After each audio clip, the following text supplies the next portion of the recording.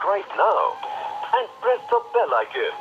Never miss an update. सभी का आपके अपने YouTube चैनल स्टडी प्लस में। और आज एक वीडियो फिर से मैं लेके आया हूँ जिसमें हम बात करने वाला है उत्तराखंड के मिक्स क्वेश्चनों की। ठीक है, यह वीडियो बहुत अच्छी होने वाली है, आपके आने वाले एग्जाम के लिए बहुत महत्वपूर्ण होने वाली है। यह एक एक्सप्लेन वीडियो है जिसमें आपको जितने क्वेश्चन मिलेंगे उससे अधिक फैक्ट आपको यहाँ पर पता चलेंगे। ठीक है, तो अगर आपने कल की वीडियो नहीं देखी है तो उसका लिंक डिस्क्रिप्शन में दिया है, वो जरूर देखिएगा। और पहली बार चैनल पर आए हैं तो पहली बार वीडियो को देख रहे हैं, सब्सक्राइब कीजिए मेरे चैनल को, बेल आइकन को कीजिए एक्टिवेट, आने वाली सभी वीडियो की नोटिफिकेशन सबसे पहले पाने के लिए। तो चलिए शुरू करते हैं। आज का पहला प्रश्न है, उत्तराखंड में कुछ क्षेत्रों में महिलाओं द्वारा मनाया जाने वाला त्यौहार आठू में किन देवी देवताओं की पूजा की जाती है? इसका सही आंसर हो जाएगा शिव पार्वती। सातू आठू करके आपने एक त्यौहार के बारे में सुना होगा। ये भाद्रपद मास यानी कि अगस्त के महीने में मनाया जाता है, सप्तमी और अष्टमी को। अष्टमी को आठू कहते हैं, सप्तमी को सातू कहते हैं। ठीक है, तो यह जो त्यौहार मनाया जाता है इसमें गौरा महेश की पूजा की जाती है। तो यहाँ पर आंसर शिव पार्वती सही होगा। यह नॉर्मली पिथौरागढ़ और चंपावत वाले क्षेत्र में ज़्यादा मनाया जाता है। अगला प्रश्न देखते हैं, नैनसार नाम से किसे जाना जाता है? नैनसार नाम से जाना जाता है नैनीताल को। अगला है, उस स्वतंत्रता सेनानी का नाम क्या था जो चंद्रशेखर का साथी भी रहा और जिसके साथ चंद्रशेखर आज़ाद दुगड्डा भी आए थे? उसका सही आंसर क्या हो जाएगा? भवानी सिंह रावत। ठीक है, भवानी सिंह रावत का जन्म जो हुआ था वो अक्टूबर 1910 में पौड़ी में हुआ था, दुगड्डा में। और नाथुपुर नामक गांव जो था इनका पैतृक गांव था, वहीं इनका जन्म हुआ था दुगड्डा के पास।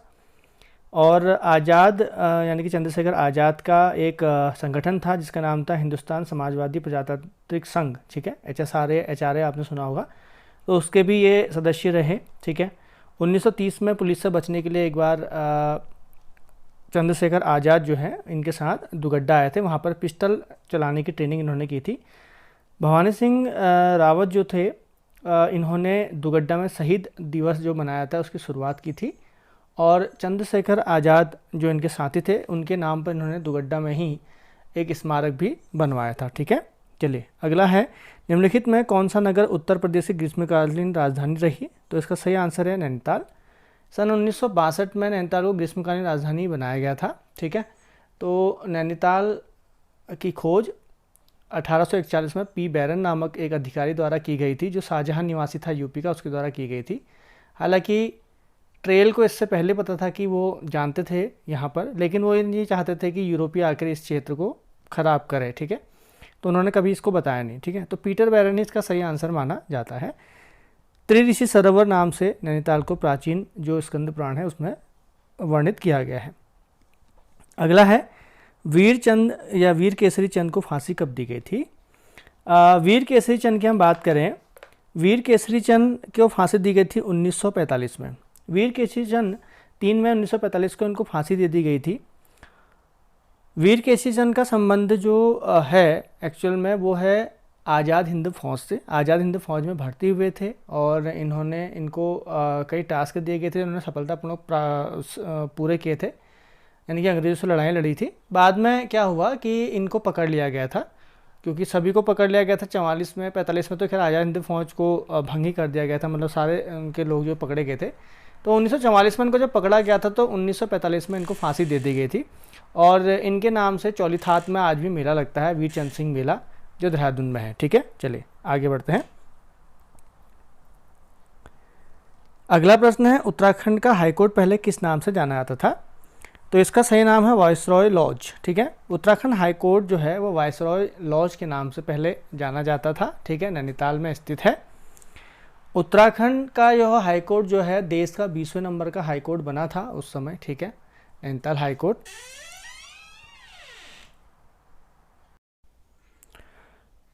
तो नैनीताल जो उच्च न्यायालय है इसका निर्माण 1897 से शुरू हुआ और 1900 में बनके तैयार हुआ था।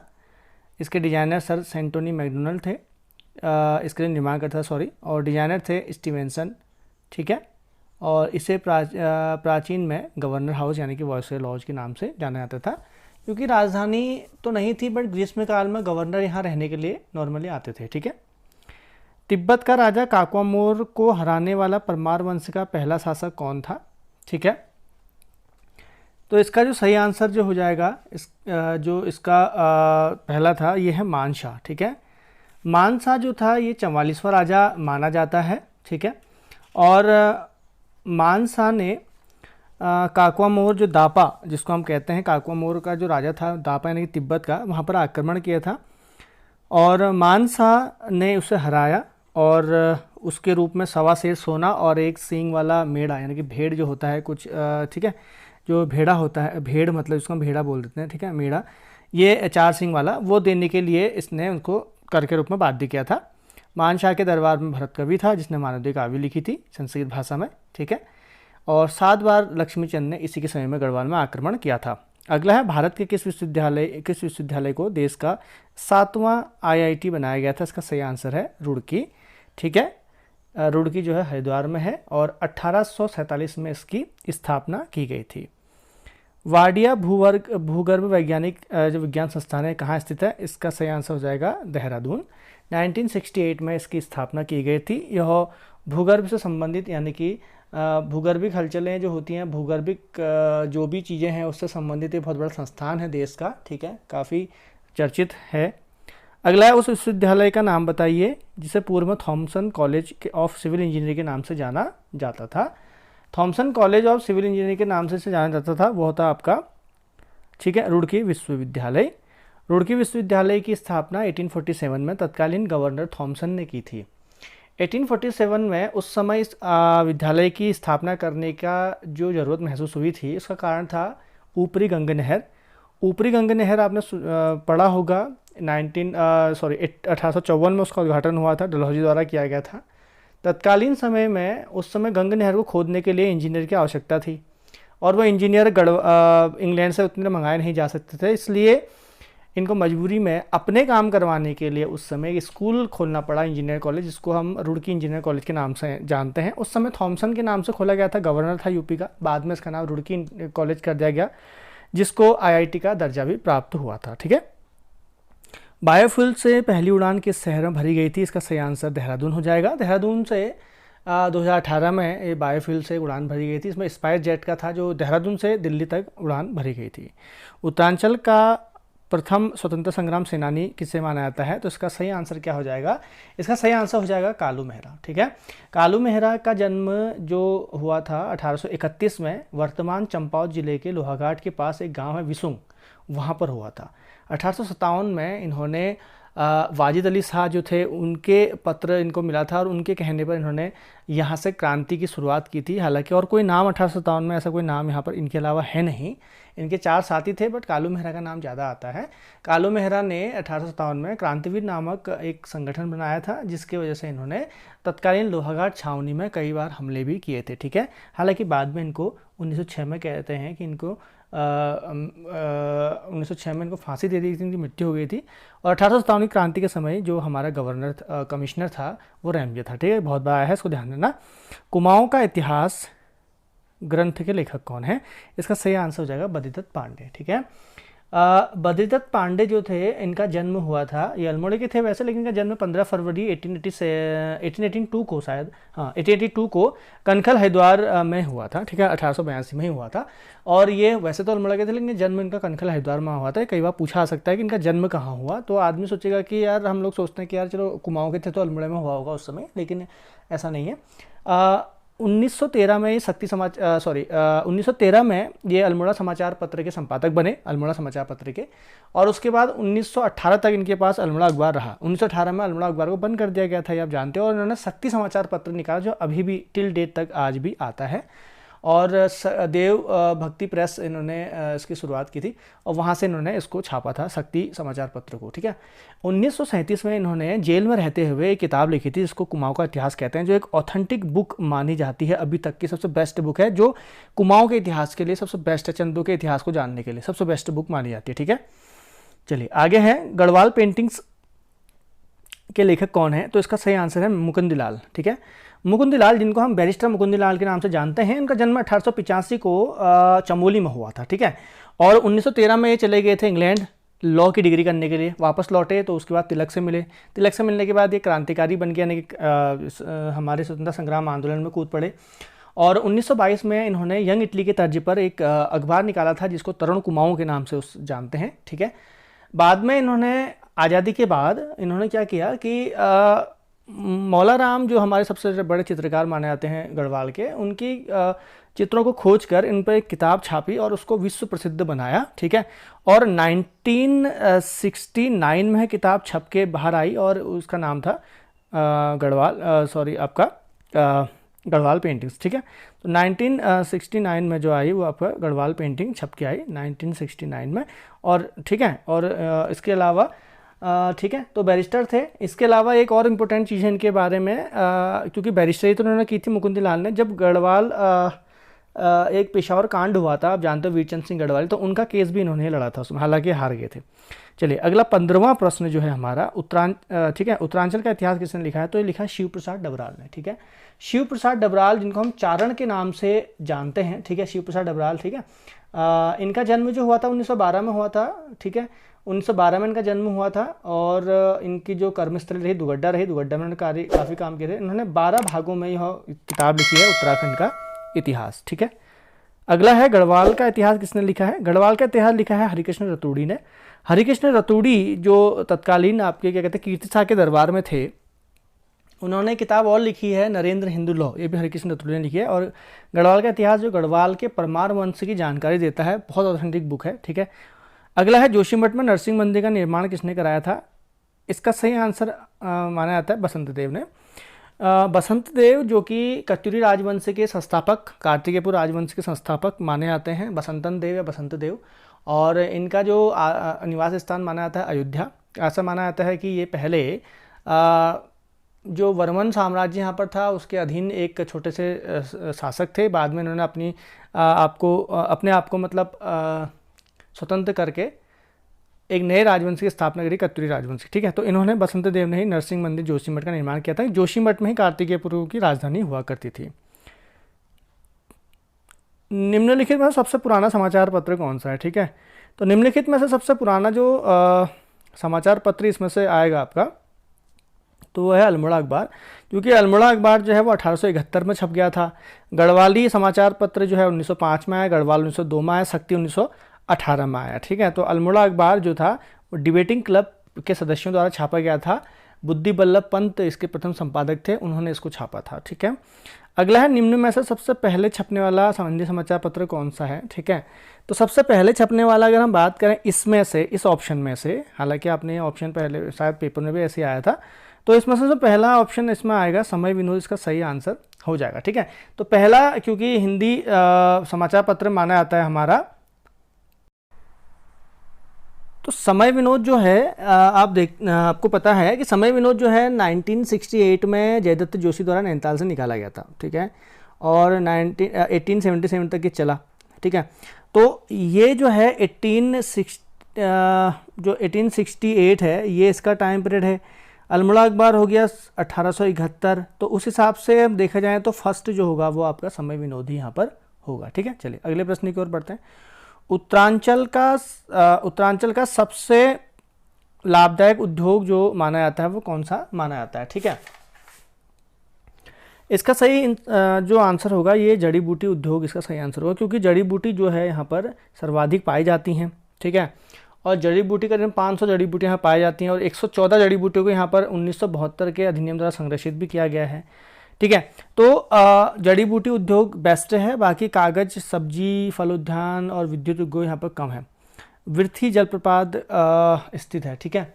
तो विर्थी जो जलप्रपात है वो है आपका पिथौरागढ़ में, ठीक हो गया। अगला है पंचेश्वर महादेव मंदिर कहाँ स्थित है? पंचेश्वर महादेव मंदिर जो है यह चंपावत में स्थित है, ठीक हो गया।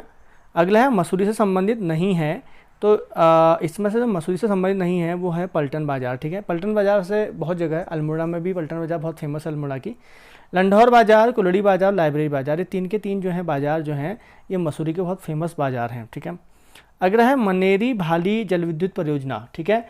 मनेरी भाली जल विद्युत परियोजना जो है यहाँ स्थित है, तो इसका सही आंसर हो जाएगा उत्तरकाशी, ठीक है। मनेरी भाली जो परियोजना है फेज़ 1 फेज़ 2 में थी ये, ठीक है।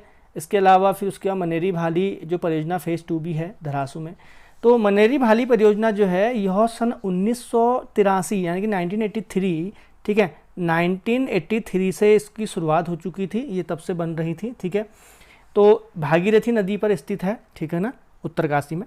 अगला है कुमाऊं में ब्राह्मणों द्वारा हल न चलाने की प्रथा को किसने समाप्त किया था, ठीक है।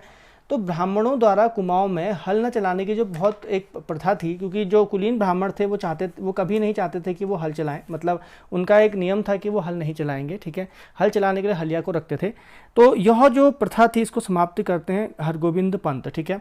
हरगोविंद पंत का जन्म जो हुआ था वो 1885 में चितई में हुआ था। अल्मोड़ा का जो चितई है, जहाँ पर गोलू देवता का प्रसिद्ध मंदिर है, वहाँ पर उस जगह पर हुआ था। और इन्होंने 1928 में बागेश्वर में यह प्रथा तोड़ी थी, ठीक है।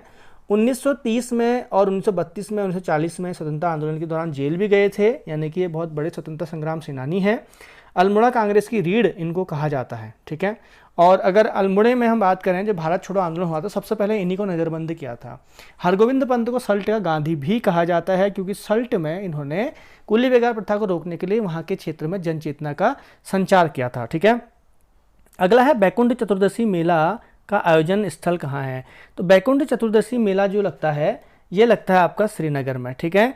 कमलेश्वर मंदिर है वहाँ पर लगता है, श्रीनगर का सबसे प्राचीन मंदिर माना जाता है कमलेश्वर मंदिर, वहाँ पर बैकुंठ चतुर्दशी मेला लगता है, जिसको हम खड़दिया मेला भी बोलते हैं। यानी कि जो निसंतान दंपत्ति होते हैं हाथ में दिया लेकर वो क्या करते हैं, वहाँ पर भगवान से प्रार्थना करते हैं, तो इसके लिए फेमस है ये। राजभवन जो इंग्लैंड के बकिंगम पैलेस की शैली में 1897 में निर्मित किया गया था, यह कहाँ है, नैनीताल में है। मैंने आपको बताया था राजभवन नैनीताल, हाईकोर्ट भी है, ठीक है। तो 1897 में इसकी शुरुआत की गई थी, 1900 में बन के शुरू हुआ था। यह जो है गोथिक शैली में बना हुआ है, इसको डिज़ाइन किया गया था बिल्कुल सेम बकिंगम पैलेस की तरह। महारानी का जो उस समय महल है, ठीक है, तो उसके तरह ही इसको डिज़ाइन किया गया था ताकि सेम लगे, ठीक है। तो इसको नैनीताल में स्थित है, ठीक है। अगला है उत्तराखंड में स्थित चार धाम जो है उनकी जो सही क्रम है वो क्या है, इसका सही आंसर हो जाएगा बी, यमुनोत्री, फिर गंगोत्री, फिर केदारनाथ और फिर बद्रीनाथ। तो यह क्रम है, बहुत इंपॉर्टेंट है, इसको याद रखना, कई बार पूछा जा सकता है। अगला है वन तुलसी की माला और कच्चे चने की दाल, नारियल और मिश्री को पूजन सामग्री के रूप में स्वीकार किस तीर्थ स्थल में होता है, यानी कहाँ पर यह दिया जाता है, इसका सही आंसर है बद्रीनाथ मंदिर, ठीक है। तो बद्रीनाथ मंदिर जो है चमोली में, वहाँ पर यह सब कुछ दिया जाता है, ठीक है। चलिए अगला है किच्छा का पुराना नाम क्या था, तो इसका सही नाम हो जाएगा दरों इसका पुराना नाम है। यहाँ पर जो ऑप्शन है गोविसाण, ये किसका है, काशीपुर का, और ये जो है मोरध्वज, ये आपका ऋषिकेश का पुराना नाम है, ठीक है। अगला है सुदर्शन शाह किस नाम से काव्य रचना लिखते थे, तो इसका सही आंसर हो जाएगा कवि सूरत, ठीक है। तो सुदर्शन शाह की हम बात करें, सुदर्शन शाह जो थे 55वें राजा थे, ठीक है, पवार राजवंश के। पवार राजवंश का जो संस्थापक था यह माना जाता है कनकपाल को पवार वंश का संस्थापक माना जाता है। सुदर्शन शाह जब 1815, इसकी कहानी ये है कि जब 1815 में अंग्रेज़ों ने इनसे श्रीनगर जीत लिया था, श्रीनगर को इन्होंने हड़प लिया था अंग्रेज़ों ने, तो इन्होंने एक नई जगह बसाई टिहरी, और तब से इन्होंने पवार राजवंश की जो राजधानी रही वो टिहरी रही, ठीक है। तो टिहरी को बसाने का श्रेय सुदर्शन शाह को जाता है। सुदर्शन शाह जो थे पढ़े लिखे थे और वो काफ़ी मतलब पढ़े लिखे और विद्वान व्यक्ति थे, उनको राइटर भी थे, तो उन्होंने खुद की एक किताब लिखी है सभासार में उन्होंने अपने आप को कवि सूरत कहा है। सभासार ग्रंथ जो है ब्रजभाषा, जो इसकी रचना है काव्य रचना ब्रजभाषा में कई खंडों में विभक्त है, ठीक है, और ब्रजभाषा में इसको लिखा गया है, ठीक होगा। चलिए अगला है पूर्व काल में उत्तराखंड में निर्मित पहाड़ी कागज निम्नलिखित में से किस वृक्ष की छाल से निर्मित किया जाता है, इसका सही आंसर है भोजपत्र। भोजपत्र जो है ये उच्च हिमालय क्षेत्र में पाया जाता है। हम लोग देखते हैं कि रम्माण महोत्सव, हमने सुना है रम्माण महोत्सव चमोली में मनाया जाता है, आपको पता है विश्व विरासत की धरोहर सूची में भी शामिल किया गया है। आगे अभी इसी तरह के प्रश्न आएंगे, अभी तो हम आगे बहुत एक्सप्लेन करेंगे, तो तब तक ये काफ़ी चीज़ें आपको याद भी हो जाएंगी। तो उन्हीं के छाल से उनके मुखौटे बनते हैं, तो भोजपत्र की छाल से ही बनते हैं, ठीक है। तो भोजपत्र उच्च हिमालय क्षेत्र में पाया जाता है। अगला है कुंजापुरी मंदिर स्थित है। कुंजापुरी मंदिर जो है वो टिहरी में स्थित है, क्योंकि कुंजापुरी विकास मेला भी लगता है। आसपास के स्थानीय उत्पादों को बिक्री के लिए यहाँ पर लाया जाता है। स्थानीय उत्पाद की बिक्री या उसको मतलब लोगों के सामने रखने का एक त्यौहार है, या एक हम कहें तो मेला लगता है, कुंजापुरी विकास मेला, ठीक है। तो ये मंदिर भी टिहरी में है और मेला भी वहीं लगता है, ध्यान रखना। उत्तराखंड में चाय के बागानों हेतु चाय का पौधा जो मंगाया गया था वो कहाँ से मंगाया गया था, ठीक है। ये एक बहुत इंपॉर्टेंट क्वेश्चन है, इसका सही आंसर हो जाएगा चीन से। तो चीन से इसको मंगाया गया था। चाय की खेती की शुरुआत की थोड़ा बात करें तो चाय की खेती की शुरुआत 1824 में बिशप हेबर ने उत्तराखंड में चाय की खेती के सुझाव दिया था 1824 में, और इस हिसाब से भारत में फिर 1824 में इसके सुझाव दिया गया था। फिर चाय जो कमेटी का गठन भी इंडिया में होता है, ठीक है, उस समय किया गया था। टिहरी रियासत में भी 1835 में चाय पहुंच गई थी, उसकी खेती शुरू हुई थी। अल्मोड़ा में सबसे पहले लक्ष्मेश्वर में फॉकनर ने चाय का बागान बनाया था, ठीक है। फॉकनर ने कुमाऊं की चाय की समानता चीन के आयात होने वाली उलांग किस्म की चाय से की थी, ठीक है। इस बार आपने उसमें अजय राउत बुक में है, आपने उसमें एक बार पढ़ लेना, पढ़ा होगा। और 1850 में चीनी यात्री जो एसआई वोंग था वो भी गढ़वाल आया था, चीन का था एसआई वोंग, उसको भी गढ़वाल बुलाया गया था चाय की देख रेख के लिए, ठीक है। ये क्वेश्चन भी पूछा गया था, ठीक है। इस प्रकार से न्यूटन का बागान, मुलियन का बागान पूछे जाते हैं कई बार, वो कहाँ है, आपके भवाली में है न्यूटन का बागान, ठीक है। तो इस प्रकार से क्वेश्चन भी कई बार पूछे जाते हैं। चलिए आगे बढ़ते हैं अगले प्रश्न की ओर। भूतपूर्व सैनिकों की सर्वाधिक संख्या किस जनपद में है? तो भूतपूर्व सैनिकों की सर्वाधिक जनसंख्या अगर हम बात करें तो ये क्वेश्चन काफ़ी पुराना है, आंकड़े बदल भी सकते हैं। तो वैसे पिथौरागढ़ और चंपावत इसका सही आंसर होगा, क्योंकि पिथौरागढ़ में हर परिवार में एक आपको आर्मी वाला मिल जाएगा, पिथौरागढ़ चंपावत में, ये पहले से ही है, ठीक है, इसका सही आंसर। अगला है बाल गंगाधर तिलक से 4 बार मिलने के बाद किसने कहा था कि उनकी 4 धाम यात्रा पूर्ण हो गई? तो बद्रीदत्त पांडे इसका सही आंसर है, ठीक है। बद्रीदत्त पांडे उनसे मिलने गए थे, ठीक है, तो उन्होंने कहा था कि मैं 4 बार आपसे मिला आया हूँ तो मेरी 4 धाम यात्रा पूर्ण हो गई है, बद्रीदत्त पांडे का कथन है, ये उन्होंने तिलक से मिलने के बाद कहा था, ठीक है। तो दोस्तों यह थी आज की वीडियो जिसमें हमने 36 प्रश्नों का यहाँ पर डिस्कस किया था, ठीक है। ऐसे ही एक्सप्लेन वीडियो आगे भी मैं आपको लेके आऊँगा। आपको क्या करना है कि इस वीडियो को अधिक से शेयर करना है, लाइक करना है, चैनल को सब्सक्राइब करना है।